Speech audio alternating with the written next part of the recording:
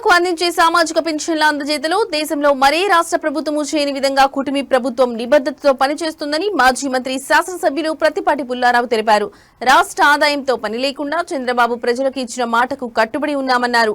అన్ని వర్గాలకు సంక్షేమ ఫలాలు అందిస్తున్నామని తెలిపారు. చిలకలూరుపేటలోని 8వ వార్డు శాంతినగర్ టిడ్కో గృహ సముదాయంతో పాటు నాదెండ్ల మండలం గరపవరం ఎడ్లపాడు మండల కేంద్రాల్లో కూటమి నాయకులతో కలిసి సామాజిక పెన్షన్లు అందజేశారు. టౌన్ లో 4,83,00,000 రూపాయలు పెన్షన్ ఇస్తున్నాము. ఏప్రిల్ కల్లా రెండో ఫేజ్ పూర్తవుతుంది. మొత్తం అది కూడా వెంటనే గృహప్రవేశాలు చేపిస్తాం. ఈ లోపల కొంతమందిని చైర్మన్ గారు కమిషనర్ గారు చేర్పించాలి. Time prolong చేయబాకండి. మనం చెప్పిన మాటకు వాళ్ళు కూడా ఏం చేస్తున్నారో అబ్జర్వ్ చేస్తుంటారు. మనం ఏం చెప్పినా కూడా దానికి కూడా మనం బైండ్ అవ్వి ఉండాలి. కాబట్టి ఈరోజు ఈ పెన్షన్లు కావాలని ఇక్కడ పెట్టాం. ఎందుకంటే ఒక మెసేజ్ పోవాలి, ఇక్కడ ఉండేటువంటి వాళ్ళకి అన్ని వస్తువులు ఉన్నాయనేటువంటి మెసేజ్ పోతే మిగిలిన వాళ్ళు కూడా చేరతారు. ఈ హౌసెస్ అన్ని ఫుల్ అవుతాయి, వాడికలో ఉంటే అవి ఇంకా బాగా పరిశుభ్రంగా ఉండేటువంటి దానికి మీ అందరికి ఒక మంచి వాతావరణం ఉండేటువంటి దానికి ఉపయోగపడుతుందనే ఇక్కడ ఏ కార్యక్రమం జరిగినా ప్రయారిటీ ఇక్కడ పెడుతున్నాం.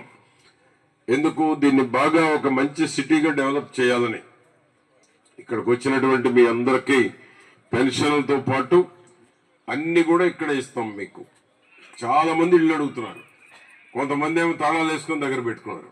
ఈ రోజు కూడా నాకు 10 మంది అడిగారు, నాకు ఇంటి స్థలం అనో ఇల్లు అనో.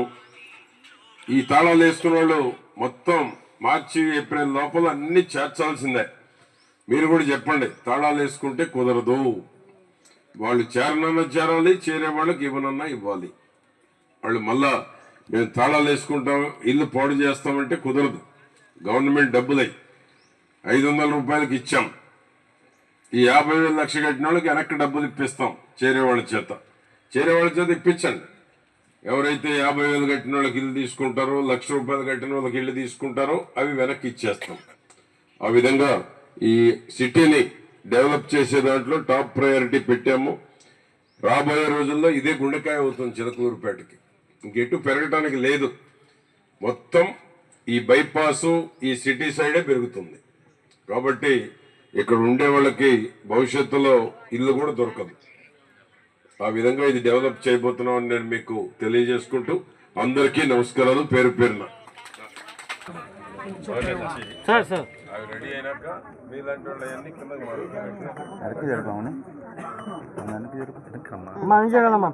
నెక్స్ట్ కందుల పద్మావతి,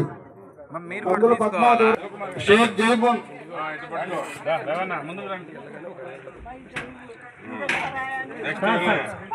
ఆమె చేతులు తీసుకున్నావుగా ఇంకేంటి బాధ పైన మారుతున్నారు. పట్టుకో ప్రభావతి ఎవరమ్మా? ప్రభావతి రండమ్మా. ప్రభావతి ఎవరైనా ఉన్నారా? అయిపోయినా పక్క వెళ్ళిపోదమ్మా.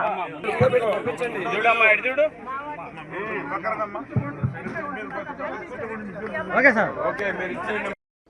1వ తేదీ ఆదివారం వచ్చిందని గౌరవ ముఖ్యమంత్రి గారు కూటమి ప్రభుత్వంలో ఒకరోజు ముందే ఇవ్వాలి. సుమారు 3,000 కోట్ల రూపాయల పైబడి పెన్షన్లు సుమారు 67 లక్షల మందికి ఈరోజు రాష్ట్ర వ్యాప్తంగా పంపిణీ చేయడం జరుగుతూ ఉంది. రాష్ట్ర ఆదాయము ఉన్నా లేకపోయినా చంద్రబాబు గారికి ఉన్నటువంటి నమ్మకం, విశ్వాసంతో ఈరోజు అప్పు ఇస్తే అప్పు తీరుస్తాడు అనేటువంటి మనోధైర్యంతో ఆర్థిక సంస్థలు ముందుకొచ్చి ఈరోజు ఆర్థికంగా రాష్ట్ర ప్రభుత్వానికి వెసులుబాటు కల్పించబట్టి ఈరోజు పెన్షన్లు వాయిదా వేయకుండా 1వ తేదీ ఆదివారం వచ్చినా సెలవు వచ్చినా 31 పంపిణీ చేస్తున్నారు.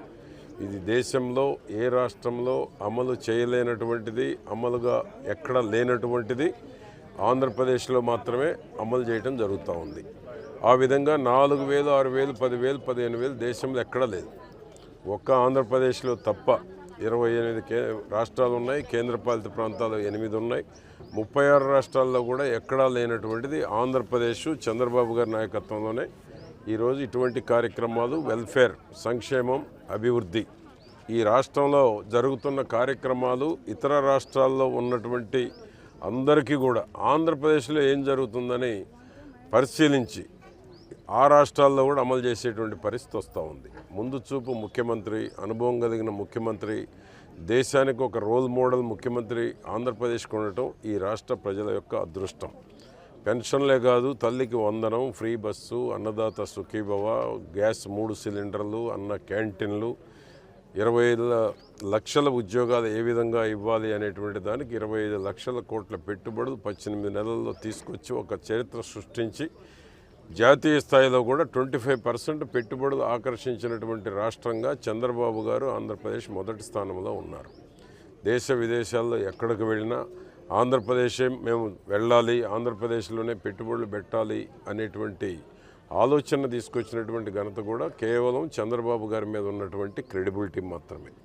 దానికి ఈ విధ్వంసం చేసేటువంటి జగన్మోహన్ రెడ్డి ఎక్కడో ఒక చోట ముందుకు పోకుండా 10%, 5% ఆ స్పీడ్కి బ్రేకులు వేస్తూ ఉన్నాడు. ఇది దుర్మార్గం. అభివృద్ధిని అడ్డుకునే ముఖ్యమంత్రి ఎక్కడ ఉండరు. మాజీ ముఖ్యమంత్రి అభివృద్ధి చేస్తూ ఉంటే అడ్డుకునేటువంటి మాజీ ఉప మంత్రి కావచ్చు, మాజీ ముఖ్యమంత్రి కావచ్చు, ఒక పార్టీకి నాయకుడు కావచ్చు, భవిష్యత్తు ఆశలు పెట్టుకొని ఈరోజు విధ్వంసం సృష్టించేటువంటి వాళ్ళకి ప్రజలు ఎప్పటికీ విశ్వసించరు, ప్రజలు ఎప్పటికీ వారిని దగ్గర కూడా రానివ్వరు. జగన్మోహన్ రెడ్డి కల్తీ మద్యంతో ఈరోజు ఎంతోమంది ప్రాణాలు కోల్పోతూ ఉన్నారు. కిడ్నీ పోయిన వాళ్ళు, లివర్ పోయిన వాళ్ళు. ఆనాడే డాక్టర్లు చెప్పారు, జగన్మోహన్ రెడ్డి ముఖ్యమంత్రిగా ఉన్న కాలంలోనే డాక్టర్లు చెప్పారు దీని